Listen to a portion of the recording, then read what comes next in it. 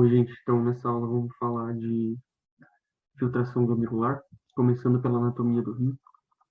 O rim ele é dividido em córtex e medula, e nessa estrutura aqui da medula a gente vai ter as pirâmides renais, que são essas estruturas em forma de triângulo que a gente tem aqui. O néfron ele vai ficar localizado aqui dentro das estruturas, então a gente tem vários néfrons, e vai ter uma parte que vai estar no córtex, que é o glomero, e os túbulos do néfron, eles vão para dentro da medula do rim. Então, o que forma, né, a estrutura funcional do rim é o néfron. O sangue que passa aqui, que vai entrar pela artéria renal, ele vai formar vasos pequenos até chegar no néfron, onde vai ter a filtração do glomérulo, que ele vai passar para dentro dos túbulos do néfron, e depois esse líquido que vai formar a urina, ele vai passar pelo cálice menor, que depois vai passar para o cálice maior, e depois vai para a pelve renal e para o ureter, e depois é armazenado na bexiga. Então, uma estrutura importante aqui seria entender essa divisão entre córtex e medula, as papilas, e saber que o néfron, que é a estrutura principal, tem uma parte ali voltada para o córtex e uma parte voltada para a medula. Agora, então, falando do néfron, quais que vão ser as partes dele? A gente começa aqui pela cápsula de Bowman, né? Essa parte do glomérulo. Então, aqui é onde vai acontecer a filtração. Então, aquela artéria renal que entrou ali no rim, ela vai se dividindo em várias, até ela formar essa artéria aferente aqui, que vai entrar no glomérulo. E daí a gente vai ter a estrutura da cápsula de Bowman, que é onde vai estar acontecendo a filtração, ou seja, o conteúdo do sangue está sendo filtrado, passando ali por uma camada de células e entrando aqui no glomérulo. Depois que ele passa pelo glomérulo, a gente vai ter os túbulos renais. Então, aqui a gente está no córtex, para baixo a gente entrou na medula do rim. Essa primeira porção do túbulo renal vai ser chamada de túbulo proximal. Depois a gente vai ter a alça de Henle. A alça de Henle, ela vai ter um ramo descendente e um ramo ascendente. O ramo descendente ele é todo fino, o ramo ascendente ele vai ter uma parte fina e depois uma parte espessa. Depois disso, a gente vai ter o túbulo distal. Aqui a gente entra de novo no córtex e depois do túbulo distal a gente vai para o túbulo coletor. Então perceba que aqui, glomérulo, túbulo proximal e distal, a gente está no córtex do rim, e a alça de Henle, do coletor, a gente está na medula. A gente vai ter dois tipos de néfrons no rim. Um néfron que é chamado de cortical. Cortical por quê? Porque esse glomérulo ele está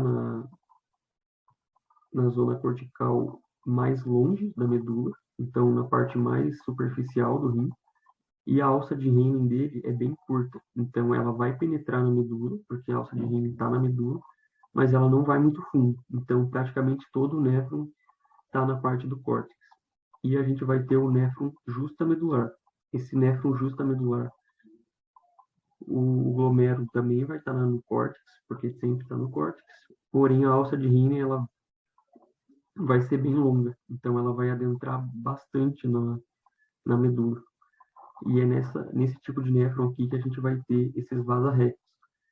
Essa vasa recta, ela é esses vasos que ficam em volta da alça de Henle, e que vai ser importante para o processo de reabsorção, ou seja, o que está aqui dentro da alça de Henle já foi filtrado, já do sangue passou para os tubos, mas quando a gente está aqui precisa ser reabsorvido. É importante entender aqui, dessa parte da diferença dos néfrons, que quando o corpo entra em um processo de isquemia, quando tem pouco sangue, pouco débito cardíaco, pouco sangue saindo lá do coração, as estruturas que vão ser primeiro afetadas vão ser as que estão mais longe. Então, no caso, seria esses néfrons justamedulares, porque o sangue vai estar demorando mais para chegar. Então, em uma situação em que o rim começa a ficar com pouco fluxo sanguíneo, as primeiras estruturas afetadas são as mais fundas lá na medula, começando aqui por esses néfrons justamedulares. O suprimento sanguíneo, como eu comentei com vocês, a artéria renal vai entrar ali no rim, ela vai dar a artéria interlobar, depois a artéria arqueada, depois a artéria interlobular, ou radial. A interlobular, ela vai dar origem à aferim, e de importante desses vasos é saber isso aqui. A aferente, que vai entrar no glomérulo, vai formar a cápsula de Bowman ali. O sangue que está aqui dentro, ele vai ser filtrado para dentro do tubo. Então, esse processo 1 aqui é o processo de filtração. Depois que ocorre todo esse processo, a arteríola ela vai sair ali do glomérulo e vai dar origem à artéria chamada de eferente, que está saindo do glomérulo. A artéria eferente sai e depois ela vai dar origem àqueles vasos que estão em volta do tubo do néfron. Então, aqui em 2 a gente está representando a reabsorção. Então, o que já foi filtrado está dentro dos tubos, que vai ser reabsorvido de volta para o sangue.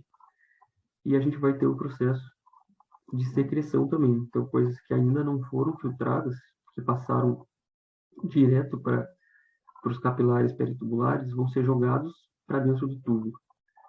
E, por fim, a gente tem a excreção, que é esse processo de liberação da urina do corpo.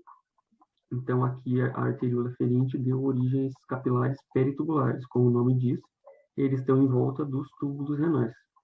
E depois esses capilares peritubulares vão fazer o mesmo caminho até formar a veia renal, que no caso seria o contrário disso aqui, das artérias. Forma a veia interlobular, depois forma a veia arqueada, a veia interlobar, que por fim forma a veia renal, que sai do rim e vai lá para a cava. Falando agora das funções do rim, a parte mais importante da fisiologia. O rim ele vai ser responsável por produzir a vitamina D na sua forma ativa. Então lembra lá das aulas de físio endócrino que a gente teve, que o processo de formação da vitamina D começa na pele. Depois a vitamina D que é formada na pele vai lá para o fígado, onde ela sofre o processo de transformação e é formado a 1,25-hidroxicalciferol, e essa 1,25-hidroxicalciferol vai lá para o rim, onde ela é transformada em 1,25-dihidroxicalciferol, que é a vitamina D. Importante saber disso é que quando a gente tem um problema no rim, a gente vai ter falta de vitamina D. Então, principalmente em doenças renais, principalmente a doença renal crônica, pacientes, eles vão ter uma deficiência de vitamina D. Isso vai também gerar uma deficiência no cálcio e problemas nos ossos. Então, tem uma importância clínica saber dessa função renal aqui de produção de vitamina D ativa. O rim ele também produz a eritropoetina. Qual que é a função da eritropoetina? Ela percebe baixos níveis de oxigênio. O rim, né, ele percebe baixos níveis de oxigênio. A gente vai ver que o rim ele recebe 20% de tudo que está saindo do coração, do sangue. Então, isso é muito. Então, faz sentido que o rim seja esse órgão responsável por analisar a quantidade de oxigênio que a gente tem no sangue, porque ele está recebendo muito sangue. Então, quando ele percebe que tem pouco O2 no sangue, ele começa a produzir eritropoetina e liberar ela no sangue. Essa eritropoetina é um hormônio que vai lá na medula, vai estimular a formação de mais hemácias. Então, baixo nível de O2 forma mais hemácias para carregar mais oxigênio. Isso também tem importância clínica, de saber que se o rim está lesado, a gente vai ter deficiência nessa produção de eritropoetina, vai ter uma diminuição na formação das hemácias, e isso vai levar à anemia. Então, pacientes com doença renal crônica também acabam tendo anemia. E o rim também faz gliconeogênese. Isso daqui ele faz para consumo próprio, então não tem uma importância maior no corpo. E a principal função do rim é a produção de urina. Qual a importância da produção de urina? É excretar produtos do metabolismo, então o corpo o tempo inteiro está fazendo reações químicas e gerando produtos que precisam ser liberados do corpo. Lembra que a gente tinha falado da bile? A bile, que é produzida pelo fígado, é uma das formas que o corpo tem de eliminar algumas substâncias que precisam sair do corpo. Porém, não é o suficiente. Então, o corpo tem um sistema próprio só para isso. É responsável por excretar esses produtos que precisam sair do corpo. Outra coisa é regular o balanço da pressão arterial. Então, faz sentido também, porque a pressão arterial ela depende do volume de sangue que a gente tem dentro dos vasos. Então, o rim ele consegue ou aumentar esse nível de água, de sangue que a gente tem no corpo retendo líquido, ou ele pode também liberar mais líquido para fora do corpo para tentar diminuir a pressão arterial. E um dos remédios também usado para tratar a hipertensão são os diuréticos. Então, se eu estou com uma pressão alta, eu uso diurético, que vai fazer com que o rim libere mais água, para eu tentar diminuir essa pressão. E tem a regulação de eletrólito também. Então, todos os níveis de eletrólitos do nosso corpo precisam estar muito regulados. E o rim é o principal órgão que vai regular isso. Então, ele regula o nível de sódio, ele regula o nível de potássio, de fósforo, de cálcio. A gente já viu até na aula de cálcio, de fósforo, o quanto o rim é importante para fazer a regulação dos níveis desses eletrólitos.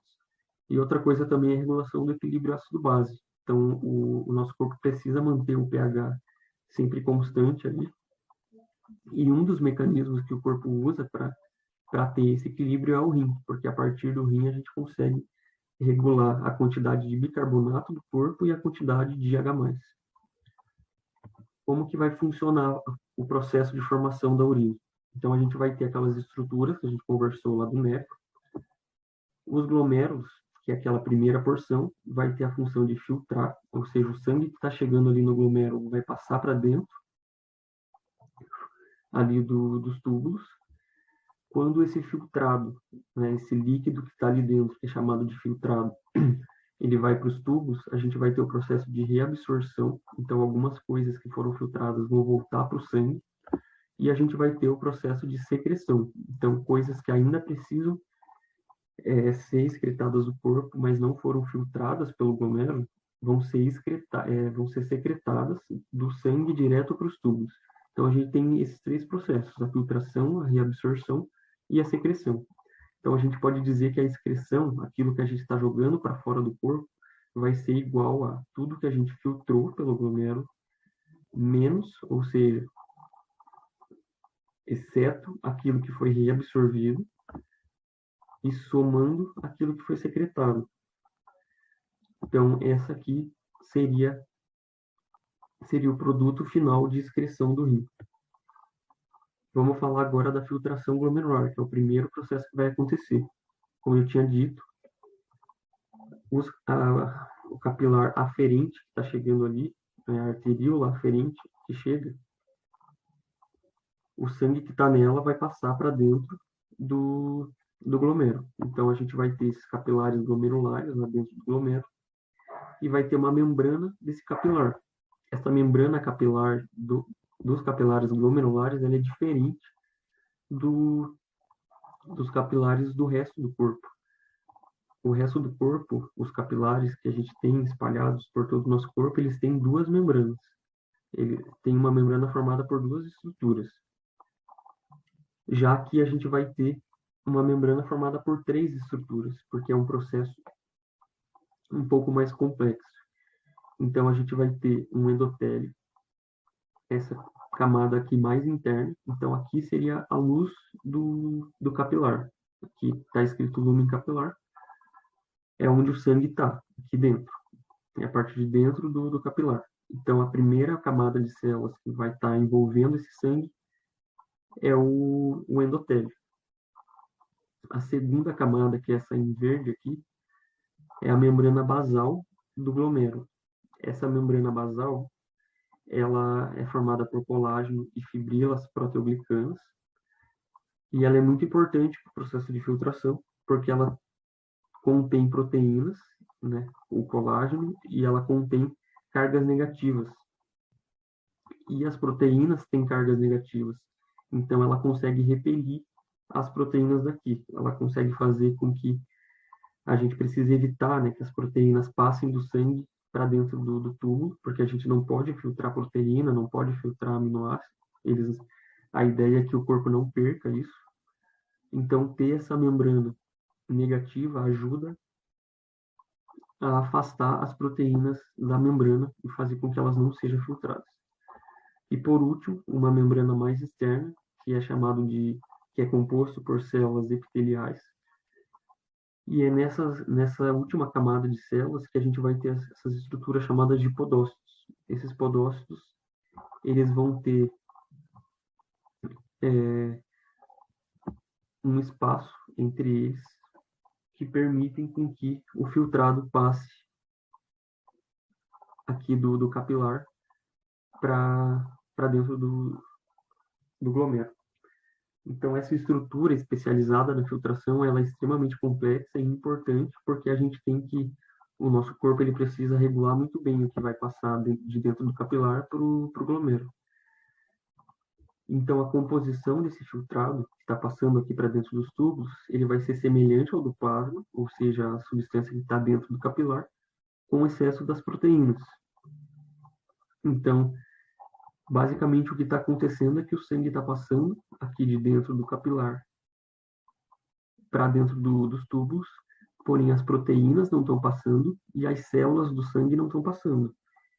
Então, os elementos do sangue, glóbulo vermelho, glóbulo branco, e até as plaquetas, que não são células, mas elas não vão estar passando porque são estruturas muito grandes. E essas membranas aqui que eu comentei, elas servem justamente para isso, para impedir a passagem dessas estruturas maiores. O que vai determinar a filtração glomerular? Então, a gente tem algumas variáveis aqui que acabam influenciando na filtração glomerular. Fisicamente, a gente pode dizer, né, pela fórmula, que a filtração glomerular vai ser igual a Kf, que é o coeficiente glomerular, multiplicado pela pressão líquida de filtração. Esse coeficiente glomerular, ele é um produto da permeabilidade e da área da superfície de filtração. O que isso significa? Que quanto mais permeável e quanto mais superfície de filtração, maior vai ser esse Kf. Isso significa o quê? Eu estou passando sangue do capilar para dentro do glomero. Quanto mais capilar eu tiver, maior vai ser a minha superfície de filtração, porque eu vou ter mais espaço de sangue ali para ele passar para dentro do capilar. E quanto mais permeável eu tiver, ou seja, quanto mais espaço tiver entre aquelas células, aquelas camadas que formam, maior vai ser esse Kf. Já essa pressão líquida de filtração são pressões que regulam a passagem do líquido. Então, a gente vai ter 4 forças agindo ali. 2 vão ser favoráveis à filtração e 2 vão ser contrárias. Quais que são essas forças? Então, aqui a gente tem esse esquema exemplificando, arteríola aferente, o sangue está chegando ali no glomero. Qual que vai ser a pressão que vai estar agindo a favor, fazendo com que o líquido que está aqui dentro do sangue passe para dentro do glomero? Vai ser essa pressão hidrostática do capilar glomerular. É do capilar glomerular porque a gente está aqui dentro do capilar, e é uma pressão hidrostática, porque é a força que o líquido está fazendo daqui contra a parede do capilar para passar aqui para dentro. E a gente vai ter também a pressão hidrostática da cápsula de Bowman. Então, é a pressão que o líquido da cápsula de Bowman está fazendo para passar para dentro do capilar. Essa pressão aqui, quanto maior ela, menor vai ser a filtração. Então, ela é uma pressão contrária, por isso que está em vermelho aqui. Essa pressão hidrostática que eu disse, tanto do capilar glomerular quanto da cápsula de Bowman, é essa pressão que o líquido faz para tentar atravessar a barreira. O outro tipo de força que a gente vai ter é a pressão coloidosmótica. Essa pressão coloidosmótica, como a Aline diz, e eu acho que é fácil de imaginar isso, é essa pressão grudentice, ou seja, quanto mais, e o que dá essa grudentice é a presença de proteínas. Então, quanto mais proteína eu tenho, mais, entre aspas, grudento o sangue está, e mais ele vai atrair líquido. Então, é o contrário da hidrostática. A pressão coloidosmótica do capilar glomerular é a força aqui que o líquido que está dentro do capilar está fazendo para atrair líquido. Então, quanto maior a pressão coloidosmótica aqui, quanto maior a grudentice, quanto maior a quantidade de elementos do sangue, mais ele vai estar puxando água para dentro do capilar. Então, isso é contrário à filtração. E, tecnicamente, existiria a pressão coloidosmótica aqui da cápsula de Bowman, porém, na prática, a gente acaba nem considerando, porque o que faz a pressão coloidosmótica existir e ter um número relevante é a presença de proteínas. E, como eu já tinha falado, proteína não passa aqui do capilar para dentro da cápsula de Bowman, então a pressão coloidosmótica da cápsula de Bowman ela acaba sendo desprezível na prática. Ela existe o valor dela pequeno, mas ele acaba não influenciando e a gente acaba nem falando dele. Então, lembra que as pressões que vão agir aqui é a hidrostática do capilar, que vai estar empurrando o líquido que está do capilar para dentro da cápsula de Bowman. Então, vai ser favorável à filtração, e a gente tem duas que são contrárias. A coloidosmótica do capilar glomerular, que está puxando o líquido para dentro do capilar e logo atrapalhando o processo de filtração, e a pressão hidrostática da cápsula, que está empurrando também o líquido da cápsula de Bowman aqui para dentro do capilar. Como eu tinha dito, o rim ele recebe cerca de 22% do débito cardíaco, então é muito sangue, né? Pensar que um órgão só está recebendo tudo isso de sangue é muita coisa. E essa grande quantidade de fluxo ela é necessária justamente para manter esses níveis de filtração glomerular constantes. Então, o corpo ele precisa manter essa filtração ao longo do dia de forma muito precisa, e ele vai usar alguns mecanismos para manter a taxa de filtração controlada. E manter isso é importante para manter essa quantidade de líquido dentro do nosso corpo constante. Porque imagina se a gente começa a beber muita água, essa água não é bem distribuída no nosso corpo, a gente precisa eliminar isso. Se a gente come alguma coisa, os nossos níveis de eletrólitos vão subir, o rim também precisa controlar isso, entre outras coisas. Então, o corpo ele sempre vai estar tentando manter constante as concentrações das substâncias para que a gente não tenha problemas. Então, essa taxa de filtração ela não pode mudar. E o rim ele vai usar, o corpo, de uma forma geral, vai usar alguns sistemas, alguns mecanismos para manter isso constante.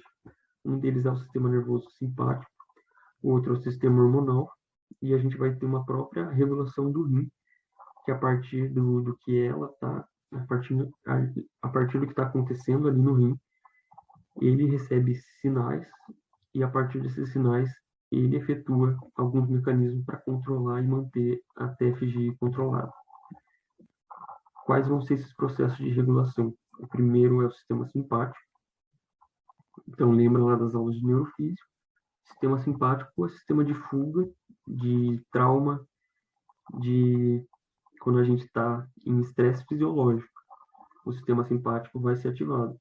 Qual que vai ser a função dele? Ele vai fazer a constrição das arteriolas renais. Então, lembra que tem lá os receptores alfa-1, que vão estar presentes aqui na arteriola ferinte. O sistema simpático vai ativar e essas arteriolas vão fechar, elas vão ficar constritas. Isso vai fazer com que menos sangue chegue aqui no capilar glomerular. Então, o que vai acontecer? A pressão hidrostática do capilar glomerular vai diminuir.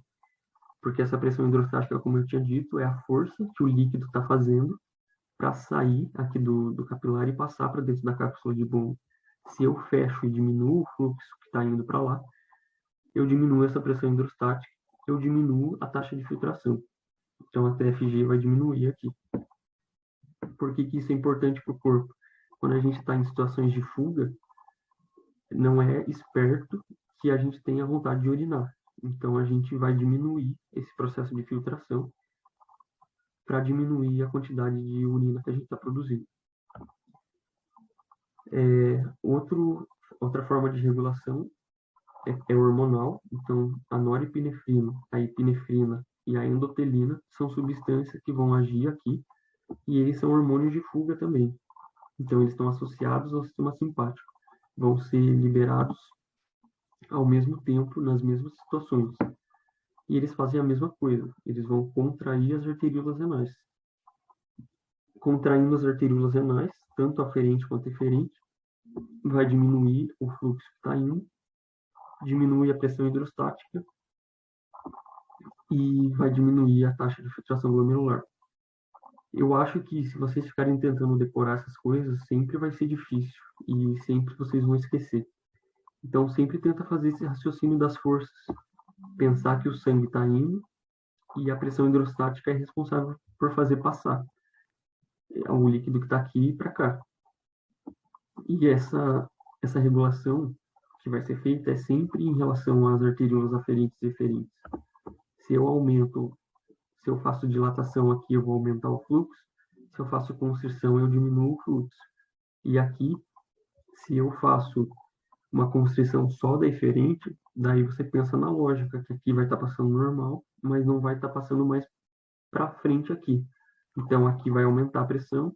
Quando aumenta a pressão aqui, aumenta a pressão hidrostática.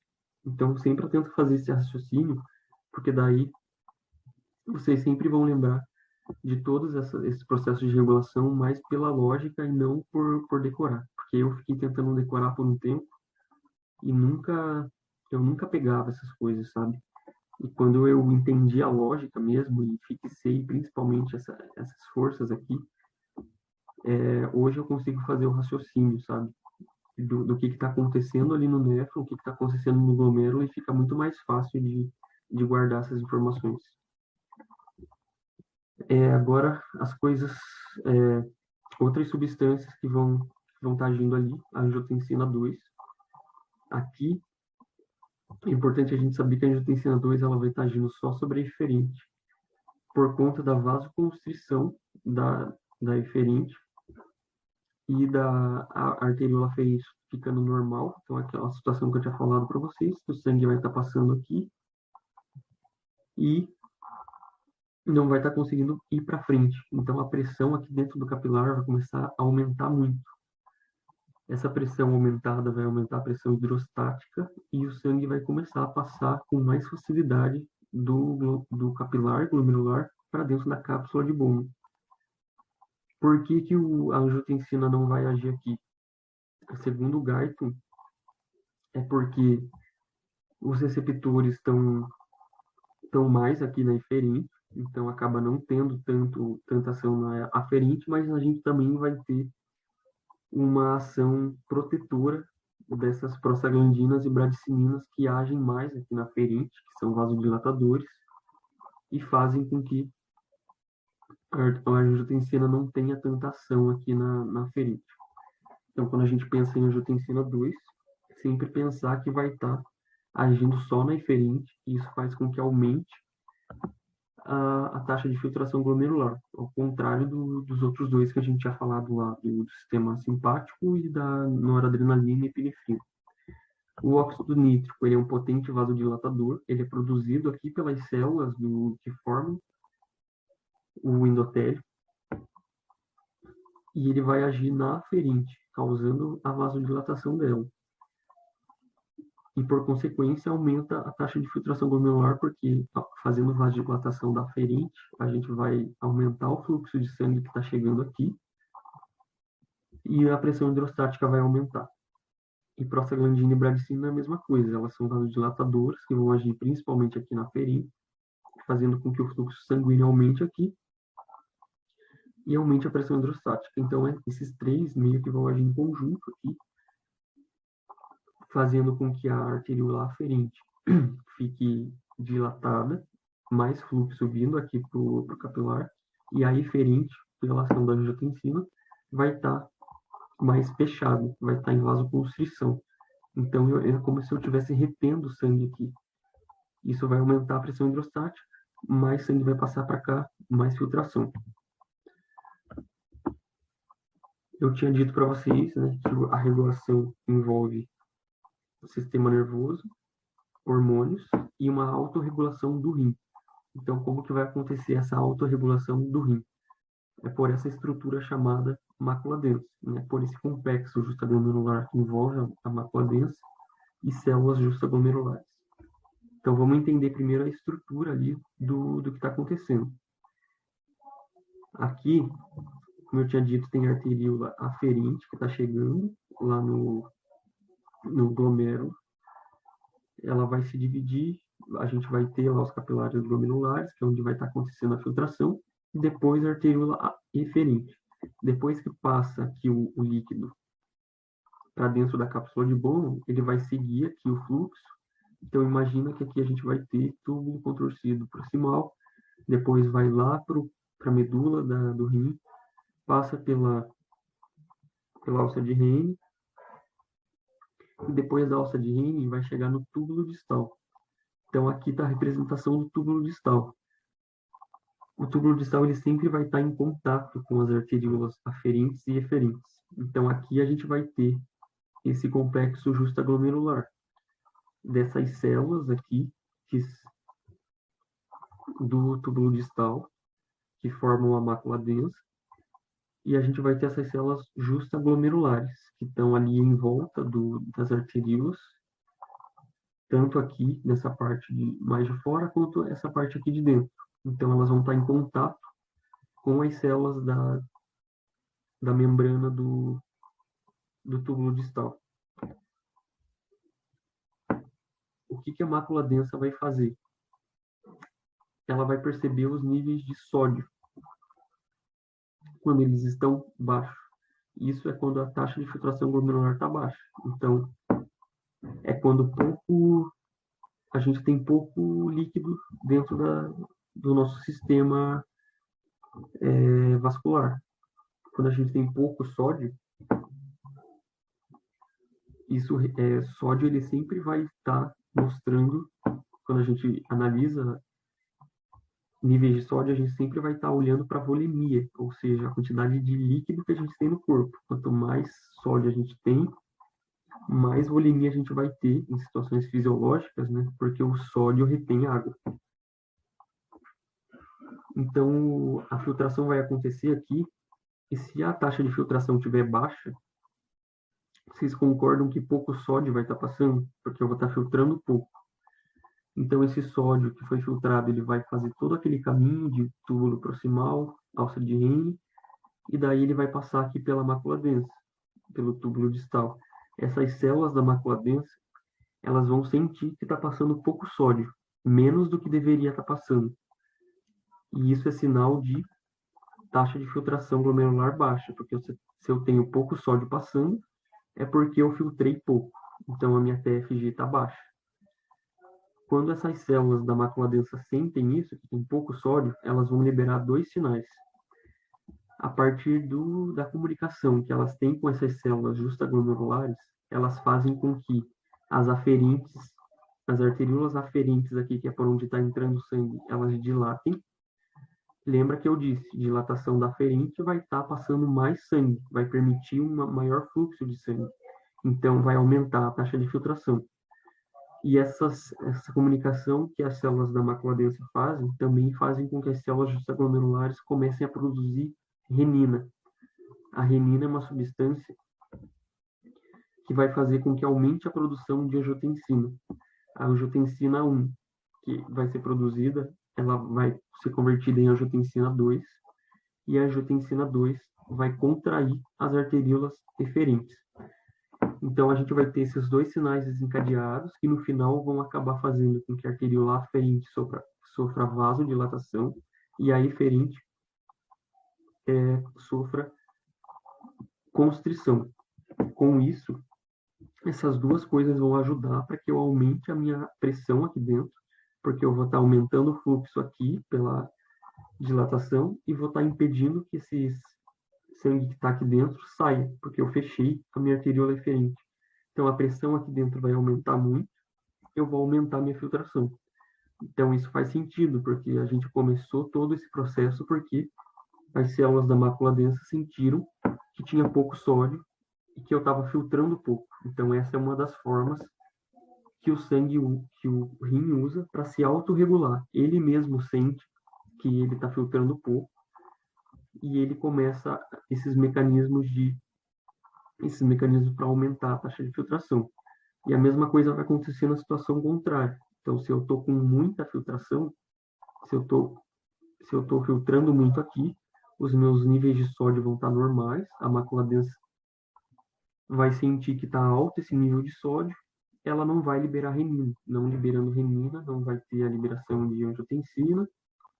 Eu vou ter pouca ação aqui na eferente, ela não vai estar em constrição. E a mesma coisa na ferente, ela não vai estar dilatada. Então, a taxa de filtração vai ficar ali normal por essa autorregulação que o rim faz. Como que a gente vai medir a taxa de filtração glomerular na prática, de forma clínica? Então, é importante isso porque a taxa de filtração ela vai avaliar a função do rim.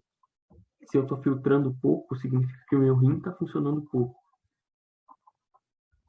E a gente precisa de uma forma de medir a filtração glomerular. Qual que é a forma precisa da gente medir a filtração? Lembra que eu disse que o que a gente excreta é o que a gente filtra, menos o que a gente reabsorve, mais o que a gente excreta, mais o que a gente secreta ali nos tubos.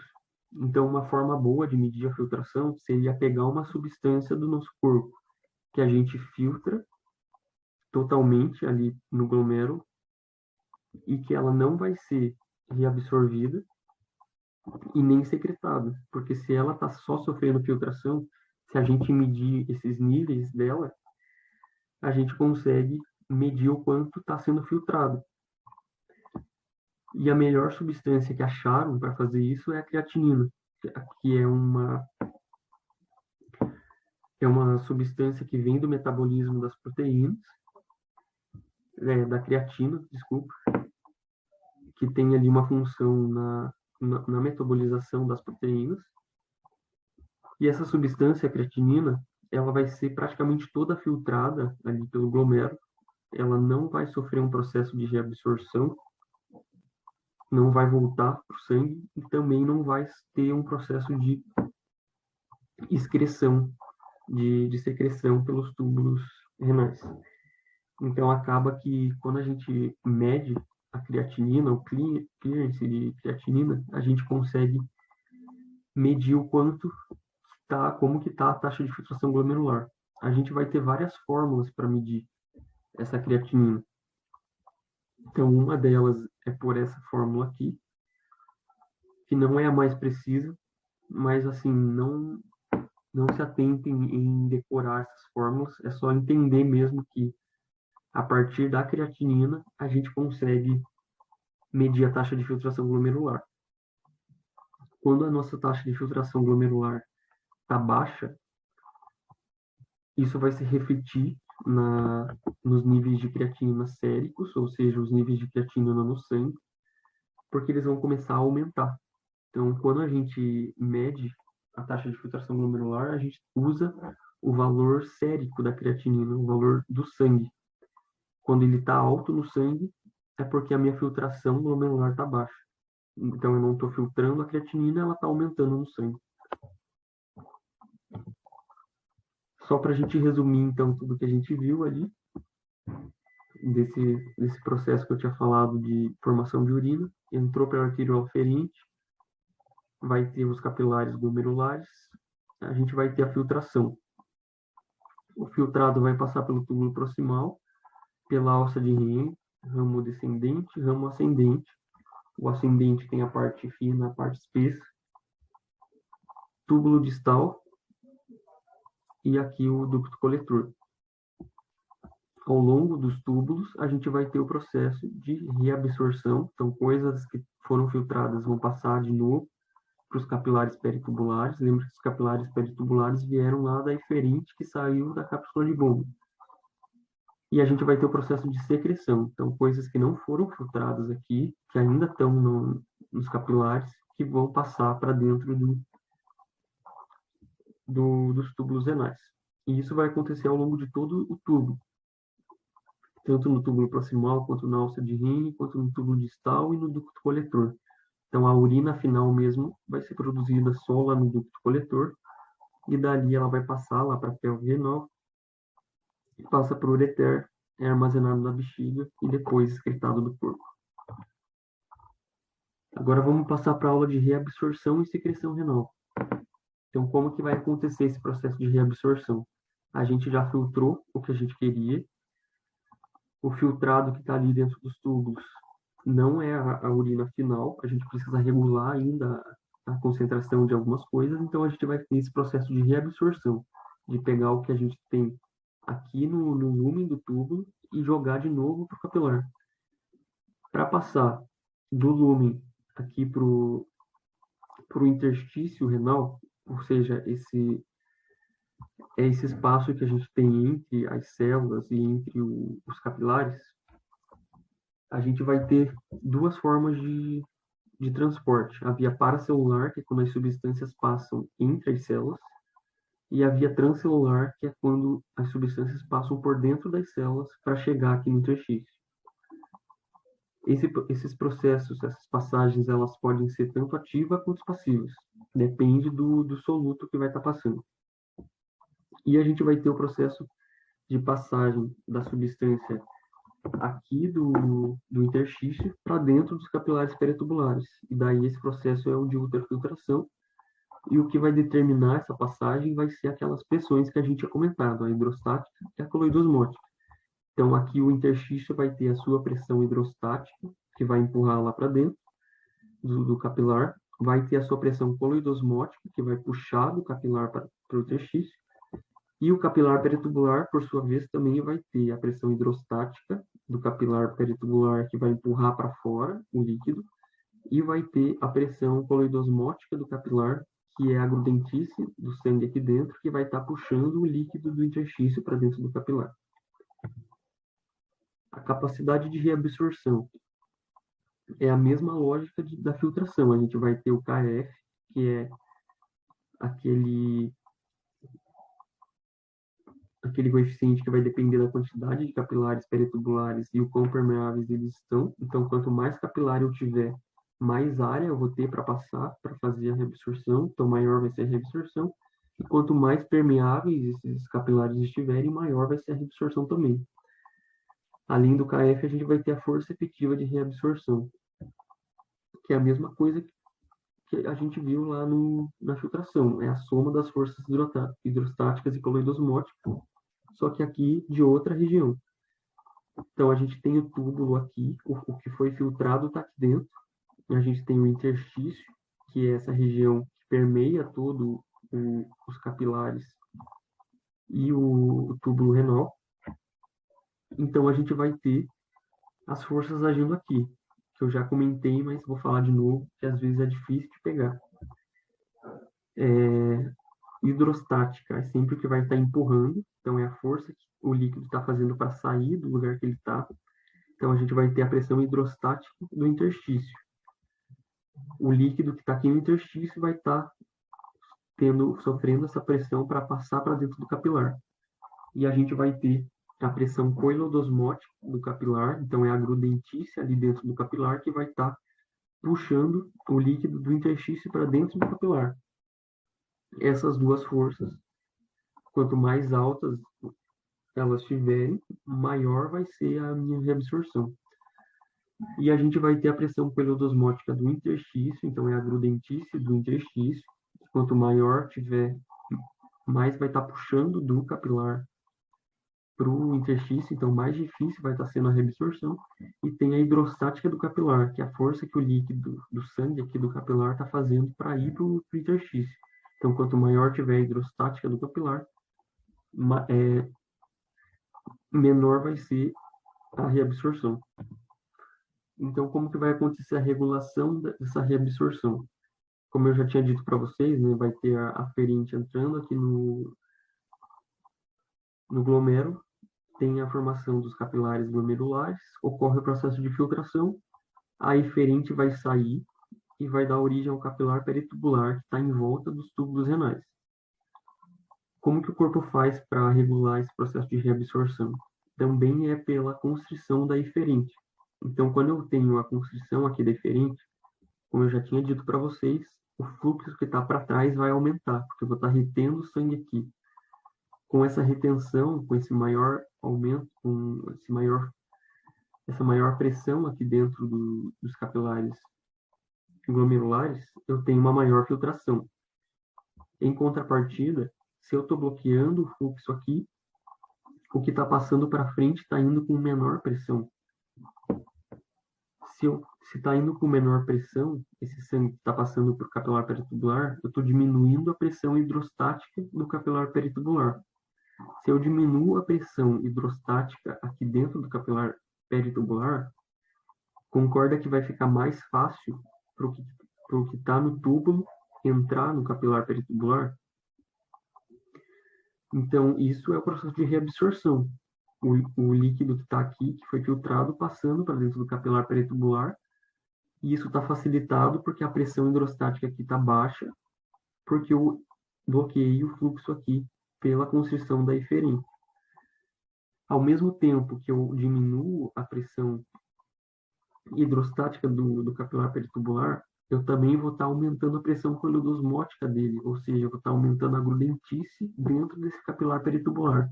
Por que que isso acontece? Porque eu estou filtrando aqui, mas lembra que proteína não passa.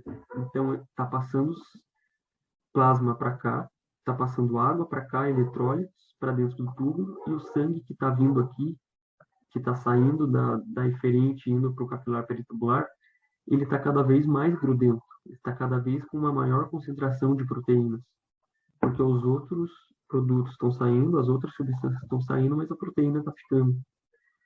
Então, quanto mais eu faço constrição da eferente, mais eu vou estar filtrando e mais sangue concentrado, grudento, vai estar passando para o capilar peritubular. Se o sangue que está no capilar peritubular está com uma pressão coilodosmótica muito alta, está com essa grudentice muito alta, ele vai atrair muito líquido para dentro dele. Então, quando a gente tem aqui o processo de reabsorção, ela vai estar facilitada, porque o líquido vai estar passando fácil para cá, porque a pressão coilodosmótica aqui dentro do capilar peritubular está baixa. Então, deu para entender que quanto mais eu faço a constrição deferente aqui, maior vai ser a reabsorção, porque eu estou diminuindo a pressão hidrostática e aumentando a coilodosmótica. Então, isso vai estar ajudando a reabsorção a acontecer. E a gente vai ter esse efeito Donan, que significa que quanto mais eu filtro, mais eu absorvo. Isso é um efeito protetor do rim, porque imagina se eu começo a filtrar muito, faço uma constrição muito grande da eferente, isso vai aumentar muito a minha filtração, porque a pressão aqui dentro vai aumentar consideravelmente. Tecnicamente, se eu aumento muito a filtração, eu vou estar excretando muito, então eu vou estar perdendo muito líquido. Mas esse efeito Donan, ele não deixa que isso aconteça. Existe um limite, porque se eu estou filtrando muito por conta dessa constrição deferente, eu automaticamente também vou estar aumentando a minha reabsorção, para impedir que eu perca tudo isso que eu estou filtrando. Então, com a constrição aqui da eferente, pelos mecanismos que eu já disse para vocês, que vai reduzir a pressão hidrostática e aumentar a coilodosmótica, quanto mais eu aumento a filtração, mais eu aumento a reabsorção também. Os mecanismos gerais de reabsorção, falando do sódio, glicose e aminoácidos. Aqui seria o volume do tubo, então o filtrado está aqui. A gente precisa passar ele primeiro para dentro da célula e depois da célula para o interstício, que ele vai entrar lá nos capilares. O sódio ele vai ser reabsorvido tanto com aminoácidos quanto com glicose por transporte. Então, cada um desses processos vai ter o seu transportador. Então, a gente vai ter o transportador SGLT, que faz essa passagem da glicose com o sódio aqui para dentro da célula, e a passagem de sódio com aminoácido, esse cotransporte que vai acontecer aqui também. O que gera isso aqui? É essa bomba de sódio e potássio que está trabalhando aqui na outra membrana. Então, essa bomba de sódio e potássio, ela está gastando energia para fazer com que o sódio passe lá para o interstício e que o potássio entre na célula. Com isso, ela diminui a quantidade de sódio que eu tenho aqui dentro da célula, e esses transportadores vão começar a funcionar mais, porque vai ter pouco sódio aqui, então o sódio que está lá no lumen vai começar a passar para cá, meio que por diferença de concentração. Ele vai sair de onde está muito concentrado e ir para onde está menos concentrado. E ele acaba levando junto com ele, por conta dos transportadores fazerem o cotransporte, esse sódio acaba levando junto a glicose e o aminoácido. Daí de dentro da célula, o aminoácido ele vai sair para fora por conta dessa concentração, que vai estar mais elevada aqui dentro, ele passa para o interstício, enquanto a glicose vai passar pelo transportador glúteo. A água ela vai ser reabsorvida por osmose, então, como eu já tinha dito para vocês, a água ela sempre vai estar seguindo o sódio. Para onde eu tenho mais sódio, a água vai passar. O cloreto, que é uma carga negativa, ele vai seguir o sódio também, só que daí não vai ser por concentração, vai ser por gradiente de carga. Então, o corpo, né, ele tende a sempre se manter em equilíbrio, em neutralidade as cargas. Então, se eu estou passando sódio, que é positivo, para um lado, o cloreto, que é negativo, vai seguir essa carga para manter a neutralidade. A ureia vai ser reabsorvida passivamente. Então, 50% da ureia que foi filtrada, né, a metade dela vai ser reabsorvida de novo para o corpo. Isso também por diferença de concentração, vai ficar metade e metade. E a creatinina, como eu tinha dito, ela não é reabsorvida, ela é toda filtrada pelo glomérulo e ela não é reabsorvida. Agora vamos começar a falar de cada um cada uma das partes ali dos túbulos, começando pelo túbulo proximal. O túbulo proximal ele vai ser responsável por 65% da filtração de sódio. Então, a maior parte do sódio já vai ser reabsorvida logo no início. E como eu tinha dito, o sódio vai ser reabsorvido com aminoácido e com glicose, e pode ser reabsorvido com o isocloreto e o hidrogênio também. No túbulo proximal também vai acontecer a reabsorção de 80% do bicarbonato. Como que ocorre esse processo de reabsorção? Aqui a gente tem representado o lume, então é onde tem o filtrado. A gente precisa passar esse bicarbonato para dentro da célula e depois lá para o capilar, para ele ser reabsorvido. A gente tem aqui o bicarbonato e ele vai se juntar com um H+, né, com um hidrogênio aqui, e formar o ácido carbônico. Esse ácido carbônico ele vai se dissolver em água e CO2. O CO2 é um gás, então é volátil, né? Ele vai passar aqui para dentro da célula, por difusão mesmo. E aqui dentro da célula a gente vai ter a anidrase carbônica agindo, fazendo com que o CO2 se junte de novo com a água, formando o ácido carbônico. E daí daqui a gente vai ter a formação de bicarbonato, né? Um dos H+ se solta e por esse transporte com sódio aqui, ele vai para o lume, servir de transporte para o CO3 aqui, para o HCO3.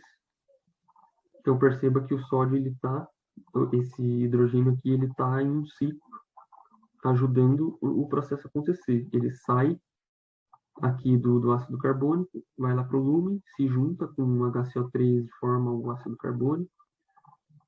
e depois ele volta aqui e faz o processo de novo.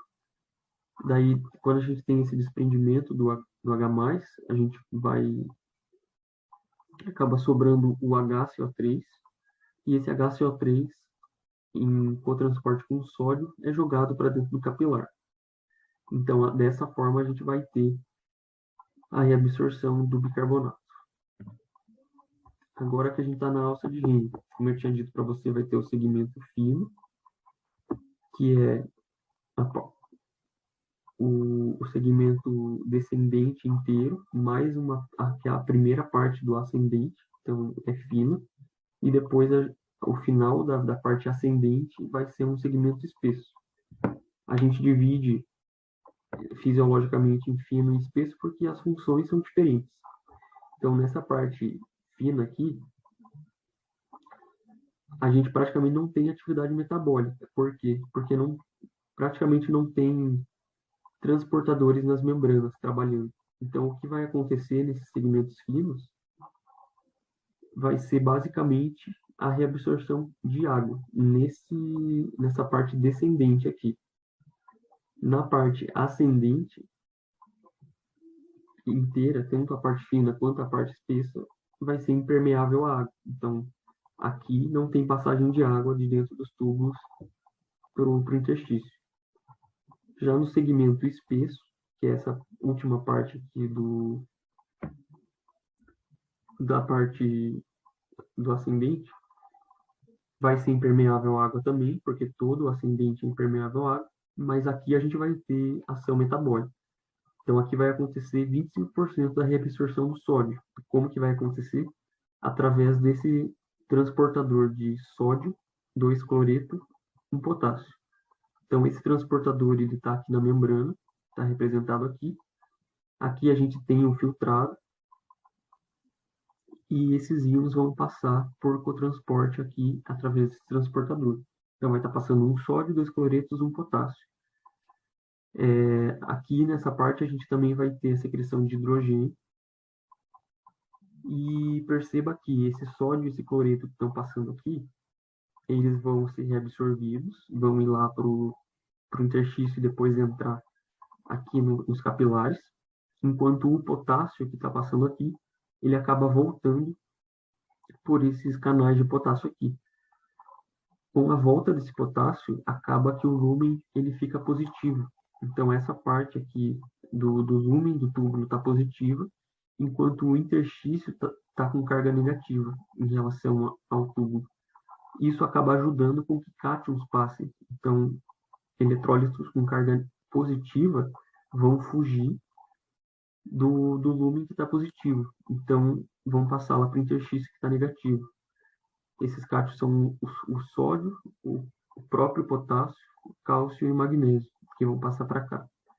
É nessa região aqui da alça de Henle que a gente vai ter a ação dos diuréticos de alça. Então, são medicamentos que são usados para aumentar a diurese, né, para aumentar a quantidade de urina que eu estou excretando, e eles vão agir inibindo esse cotransportador. Então, a partir do momento que eu inibo esse cotransportador, eu impeço que o sódio, o cloreto e o potássio passem, então eles vão permanecer aqui.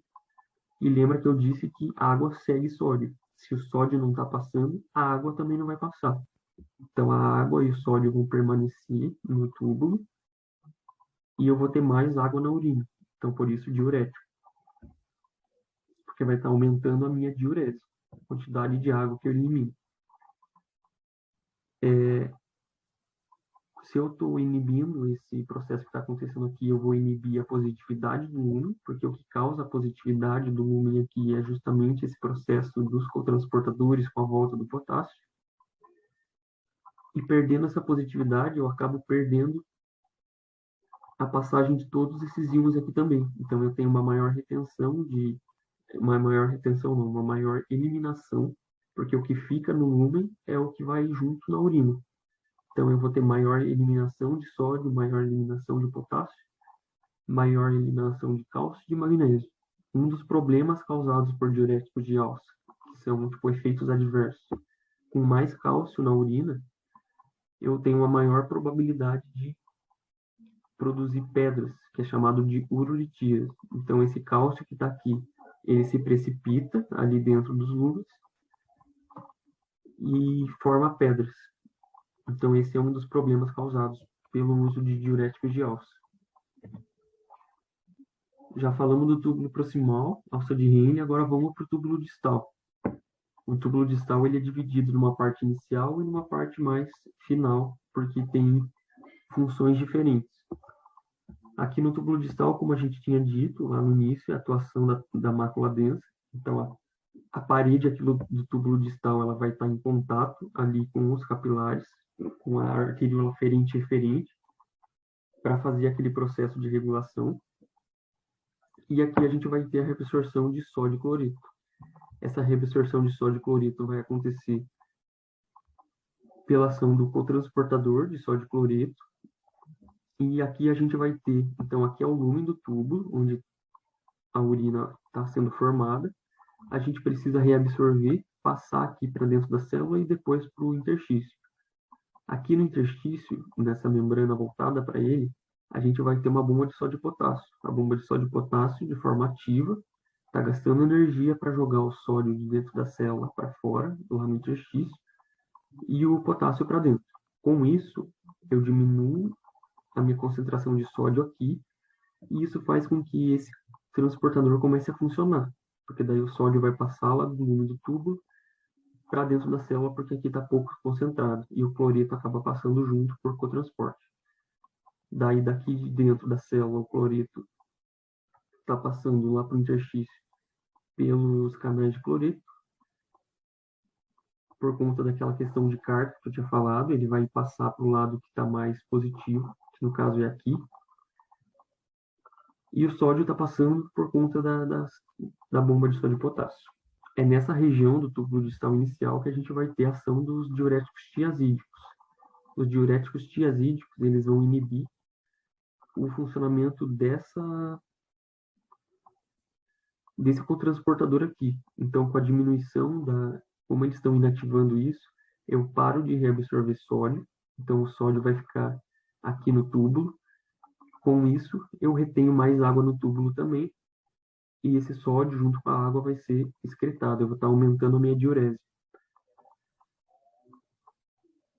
E, por consequência, eu acabo excretando mais potássio também, né? Porque a bomba de sódio ela vai começar a trabalhar mais para compensar o pouco sódio que tem aqui.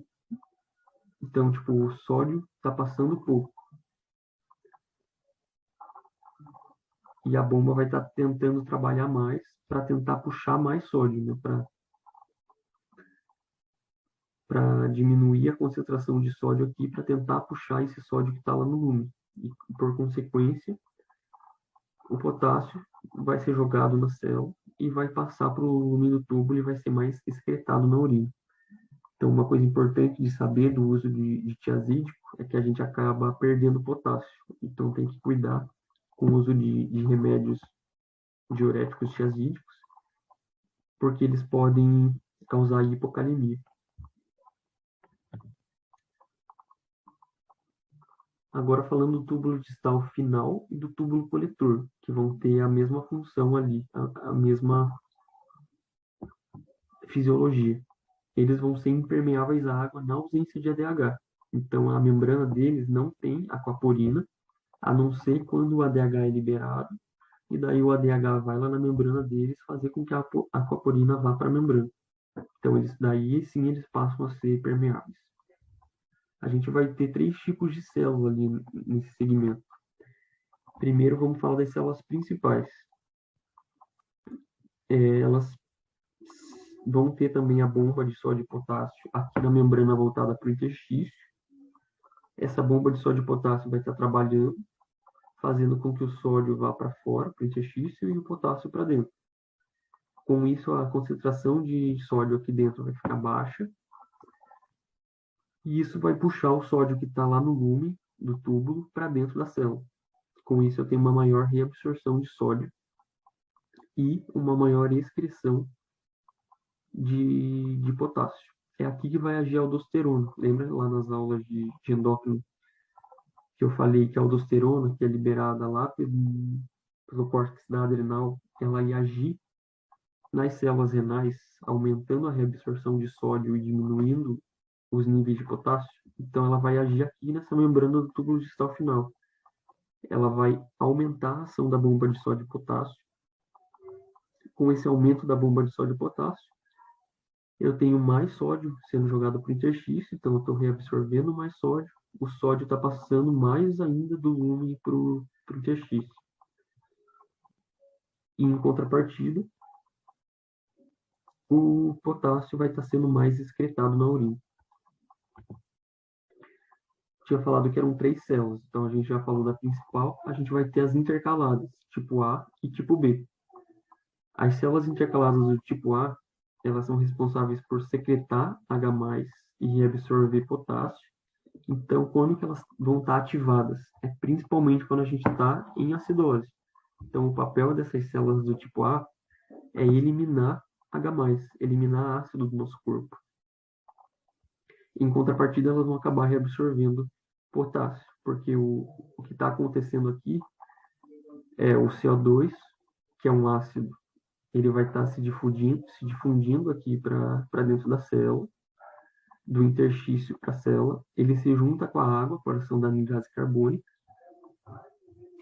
O ácido carbônico formado é um ácido fraco, então ele vai se dissociar em bicarbonato e H+. Esse bicarbonato, por contratransporte com cloreto, vai ser reabsorvido. Então, tecnicamente, essa célula vai ser ativada quando a gente está em acidose. Então, a gente está reabsorvendo bicarbonato. Importante reabsorver bicarbonato quando a gente está em acidose.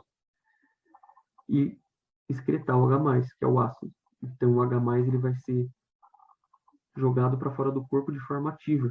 Então, pela ação de 2 bombas que a gente tem na membrana.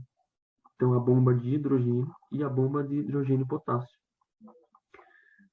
que faz esse contratransporte. Então, ela joga o H+ para a urina, para ser liberada do corpo, e vai reabsorver potássio. Então, perceba que quando o corpo ele entra em acidose, que ele está com esse excesso de ácido no corpo, o rim, que é um dos responsáveis pela regulação do pH do corpo, ele vai começar a ativar essas bombas aqui. Então, essas bombas vão começar a agir mais, o H+ vai ser mais liberado para fora, e eu vou ter uma retenção maior de potássio. Isso é importante para... A gente vai falar mais disso na aula de ácido base, mas faz sentido isso aqui quando a gente pensa que quando a gente está em acidose, a gente tem estados de hipercalemia, ou seja, estados em que o meu nível de potássio está maior do que deveria. Isso acontece quando a gente está em acidose. Agora, falando das células intercaladas do tipo B, que vão ser o oposto do tipo A. Elas vão agir quando a gente está em alcalose. Como a Aline diz, para guardar o macete, basicose. Elas vão secretar bicarbonato e reabsorver hidrogênio. Perceba que a célula do tipo B ela é exatamente a mesma coisa que a célula do tipo A, só que invertida. O que a gente tem acontecendo aqui nessa membrana virada para o interstício, na célula do tipo A, é exatamente a mesma coisa que está acontecendo aqui, só que no lúmen. E aqui também. O que tem na membrana virada para o lúmen é o que a gente vai ter aqui na membrana virada para o interstício da célula do tipo B. Então, é exatamente o processo contrário. O que muda é o que está sendo excretado, que daí vai estar puxando o hidrogênio para dentro do corpo pela ação das bombas e secretando o bicarbonato. Então, faz sentido, né? Porque o porquê dessas células estarem sendo ativadas quando a gente está em alcalose, porque a gente tem um excesso de base, então a gente tem que jogar base fora, tá jogando o bicarbonato fora, tá absorvendo mais ácido para neutralizar esse excesso de base que a gente tem. E por fim a gente chega no ducto coletor da medula, que vai ser onde vai ter o processamento final da urina. A gente vai ter no finalzinho de absorção de sódio e cloreto, existe a secreção de de hidrogênio e reabsorção de bicarbonato, só que daí é em situações fisiológicas mesmo, não vai estar agindo tanto quando a gente está com essas patologias de acidose e alcalose, é mais para o processo normal do corpo, de regular, de deixar neutro o pH, e essa parte também vai ser impermeável à água quando a gente não tem ADH. Então, como eu já tinha dito, quando tem a liberação da ADH lá pela neurohipófise, o, o ADH vai se ligar nos receptores ali que tem nessas células dos ductos coletores, e isso vai fazer com que as aquaporinas migrem para a membrana dessas células que formam o ducto coletor. Com a aquaporina ali na membrana, a água consegue passar e ser reabsorvida.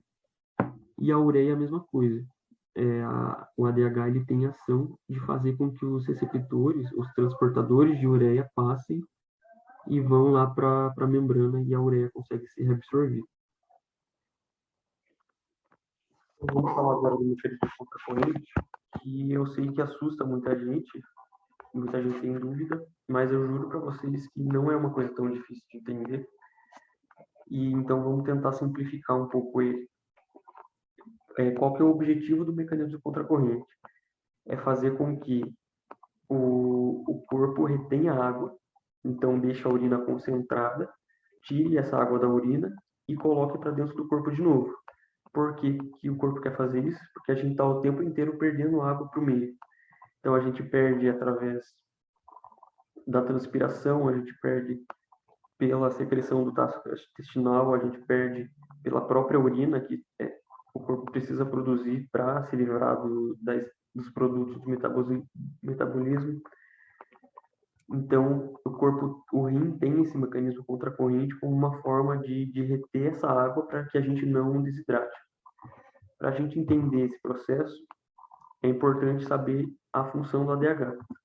Então, a neurohipófise, ela libera lá o ADH, e o ADH ele vai se ligar aqui nos receptores daquelas células que eu tinha comentado com vocês, lá do final dos túbulos, fazendo com que a membrana do túbulo fique permeável à água. Então, aqui a membrana ela é impermeável à água, porque a gente não tem os transportadores de água aqui, as aquaporinas. Quando o ADH se liga nos receptores, ocorre todo esse processo aqui dentro das células, fazendo com que a aquaporina seja formada e vá para a membrana. Então, a partir disso, a água ela consegue passar de um lado para o outro. Só que a água ela não passa de forma aleatória de um lado para o outro. Como que ocorre esse processo de passagem de água, que é a osmose? É sempre do meio menos concentrado para o mais concentrado, ou seja, a água ela vai seguir os eletrólitos, ela vai seguir onde está mais concentrado. Então, se o nosso objetivo é reter água para evitar a perda, para evitar a desidratação, a gente tem que mandar essa água para onde está mais concentrado. Como a gente quer reter a água no corpo, quer fazer com que ela... Aqui a gente tem o lumen do túbulo, que é onde está sendo formada a urina. A gente quer reter a água no corpo, fazer com que ela vá lá para o interstício renal. Para isso, a gente vai ter que aumentar a concentração de eletrólitos aqui no lumen, para permitir que a água passe do lumen do túbulo para o interstício. E assim a gente deixa a urina mais concentrada e retém essa água no nosso corpo. Como que a gente vai fazer esse processo de concentração do interstício? É o mecanismo contracorrente em si. Então, para isso, para a gente entender esse processo, é importante primeiro entender a anatomia. Vamos relembrar, então, o que a gente já falado lá da alça de Henle, que a gente tem a parte descendente e a parte ascendente. Lembra que eu tinha dito para vocês que a parte descendente ela não tem metabolismo, porque a membrana não tem os transportadores que fazem a passagem do soluto. Então, o que vai estar acontecendo na parte descendente é a passagem de água, porque é uma parte permeável. Então, basicamente, aqui na parte descendente, o que vai acontecer é que a água ela vai sair da onde está mais concentrado, que é dentro dos túbulos, porque aqui está vindo que a gente praticamente acabou de filtrar, e vai passar para fora, lá para o interstício. Já na parte ascendente, que é impermeável à água, a gente vai ter aquelas bombas agindo, aqueles transportadores de soluto que jogam o soluto que está aqui dentro do tubo para dentro do interstício. Então, lembra que na alça de Henle é aquele transportador, um sódio, dois cloreto, um potássio, que vai estar fazendo com que o soluto passe de um lado para o outro. Perceba que aqui, quando a gente chega lá no final da alça de Henle, está muito concentrado, justamente porque ao longo da parte descendente a gente foi perdendo água. Então, se a gente vai perdendo água, a parte mais lá do final vai ficar concentrada, bastante eletrólito, e conforme a gente vai subindo aqui pela parte ascendente, esse soluto vai sendo jogado para fora pelos transportadores que a gente tem na membrana, porém a água não vai passar, porque aqui é impermeável à água. Então, conforme a gente anda pelo tubo, esse filtrado que está aqui, ele vai ficando cada vez menos concentrado. Então, é importante entender isso, que a parte descendente, conforme o líquido passa, vai ficando mais concentrado porque a água está saindo, enquanto na parte ascendente vai ficando cada vez menos concentrado, porque o soluto está saindo e a água não. Quais as etapas do mecanismo do contracorrente? Então, eu fiz um esquema aqui só para representar, mas esses valores aqui não necessariamente são exatos. É só para exemplificar mesmo o que vai estar acontecendo. Então, o filtrado, ele vai sair lá do tubo no proximal e vai chegar na alça de Henle com 300 milismols. Esse é o valor real mesmo, que ele vai chegar lá na alça de Henle. Lembra que eu tinha dito que ao longo da alça de Henle, como essa parte descendente vai perdendo água, porém não tem transportador para os solutos, a gente vai ficando cada vez mais concentrado. E quando chega no final lá da alça de Henle, eu vou estar com 500 aqui. Isso é um valor fictício, só para a gente exemplificar. Chegou aqui no final da alça de Henle, vai começar a subir pela parte ascendente, e daí aqui sim a gente vai ter os transportadores de soluto. Esses transportadores, eles vão jogar o soluto daqui dentro dos túbulos para fora, lá para o interstício, e eles têm uma capacidade de gerar um gradiente de concentração de 200 miliosmols. Então, pouco importa o valor que está aqui. Eu usei os valores só para exemplificar.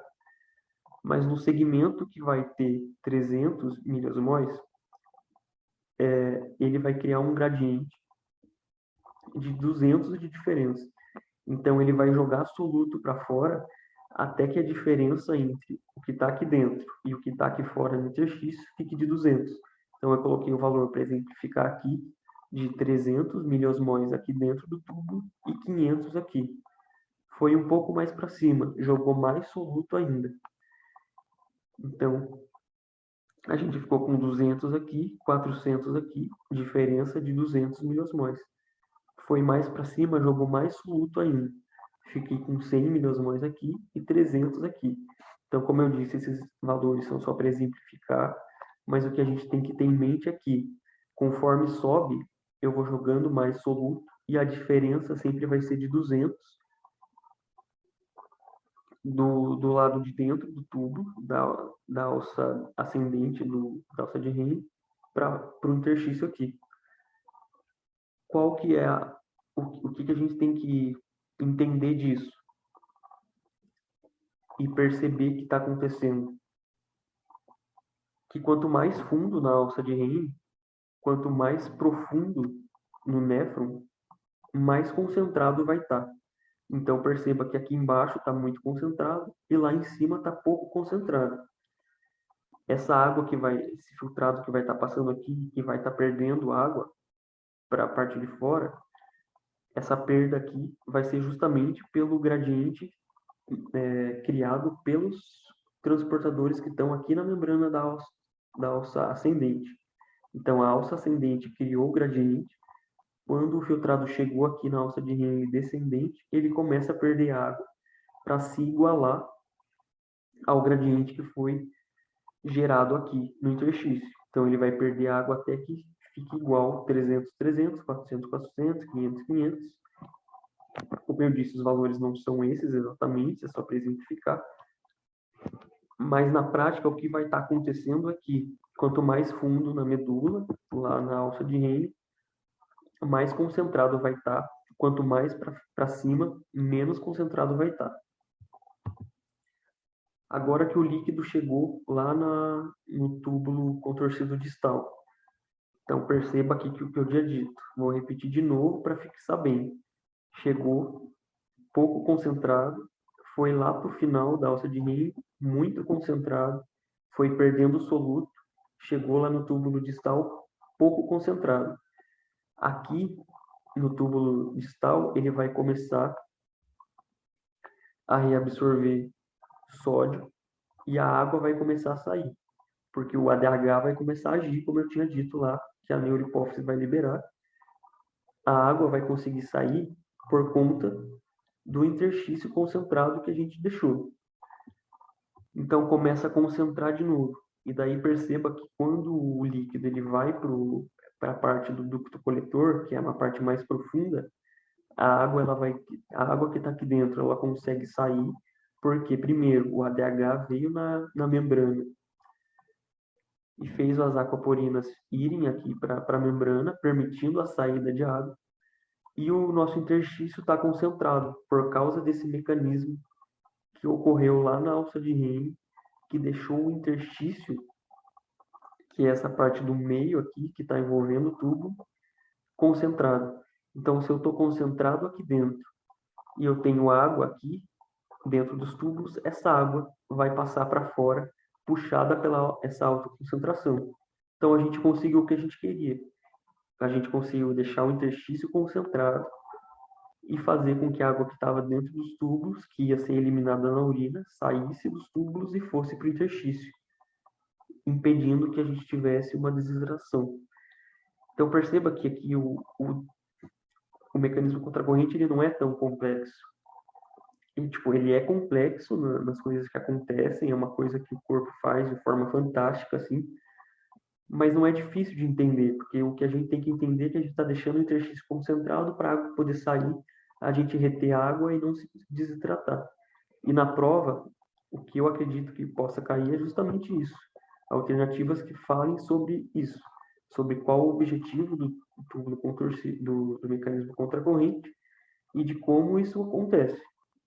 Então, o objetivo é deixar o interstício concentrado para reter água, e isso acontece por conta da forma como é ali na alça de Henle, com a parte descendente permeável à água e a parte ascendente permeável.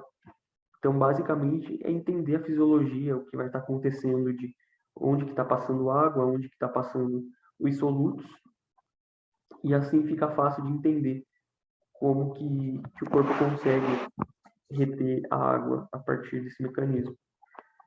E a gente vai ter o papel da ureia também, só para fechar. Lembra que eu tinha dito que a ADH, além de transportar as aquaporinas para a membrana, ele também transporta os transportadores de ureia. Com isso, a ureia vai passar junto com a água. Qual que é a importância da ureia passar junto? Porque a ureia, ela impacta na osmolaridade. O cálculo de osmolaridade é calculado por 2 vezes a concentração do sódio, mais a concentração de glicose divididos por 18, mais a concentração de ureia divididos por 16. Isso significa que quanto mais ureia, mais osmolaridade, mais concentrado o meio está. Então, lembra que eu tinha dito que o interstício precisa estar concentrado? Tecnicamente, se a gente está fazendo com que a água passe dos túbulos para dentro do interstício, essa água estaria diluindo o interstício, fazendo com que ele ficasse pouco concentrado. Seria isso que aconteceria. Porém, a ureia passa junto, por conta do ADH agindo aqui, fazendo os transportadores dela irem para a membrana, a ureia vai passar junto. Então, eu aumento a minha concentração de ureia, e junto com a concentração de ureia aumentando, eu aumento a osmolaridade e permito que o interstício continue concentrado. Então, a água que eu estou retendo acaba não diluindo ali o interstício, senão estragaria todo esse mecanismo contracorrente. Então, basicamente, é isso, gente, dessa aula. Qualquer dúvida que vocês tiverem, por favor, mandem para mim. Espero que tenha ajudado aí essa aula. Até mais.